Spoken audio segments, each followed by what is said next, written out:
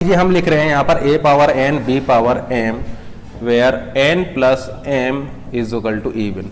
तो क्या आप इसके लिए रेगुलर एक्सप्रेशन लिख सकते हैं? ये मान लीजिए आपका फर्स्ट क्वेश्चन हो जाएगा, या मान लीजिए सेकंड केस में देखते हैं n plus m is equal to odd. तो क्या इसके लिए आप रेगुलर एक्सप्रेशन लिख सकते हैं? तो देखिए इवन आपको कब मिलेगा? इवन आपको तब मिलेगा जब आप या तो दो इवन नंबर को ऐड कीजिए, यानी इवन प्लस इवन आपका इवन होता है। दूसरा आप ऐसा बोल सकते हैं कि ओड प्लस ओड भी आपका इवन होता है, ठीक है ना।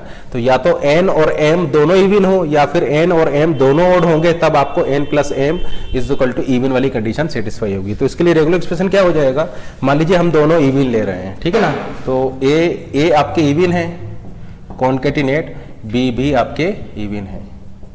और सेकंड केस क्या हो सकता है कि a आपके ओड हों। तो a अगर आपके ओड होंगे तो ये मान लीजिए a आपके ओड है एंड बी भी आपके क्या होंगे, यहाँ पर ओड होंगे, तो बी भी आपके ओड होंगे।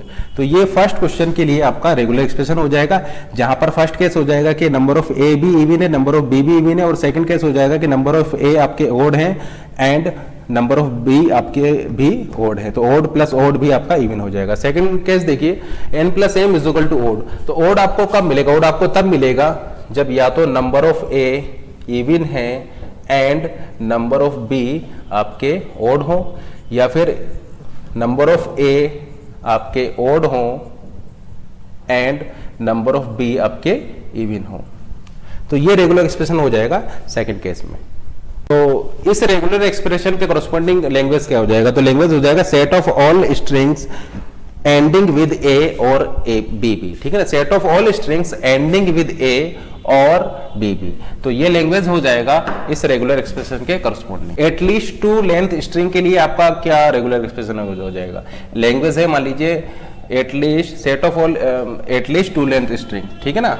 आपकी जो स्ट्रिंग है उसमें कम से कम आपके दो सिंबल्स होने चाहिए। तो उसके लिए क्या रेगुलर एक्सप्रेशन हो जाएगा? तो कम से कम दो सिंबल होने चाहिए। तो ये दो सिंबल हम यहाँ पर ले लेते हैं। इसके बाद आपका टू से ज्यादा भी हो सकते हैं, ठीक है ना। तो उसके लिए हम यहाँ पर क्लोजर लगा देंगे।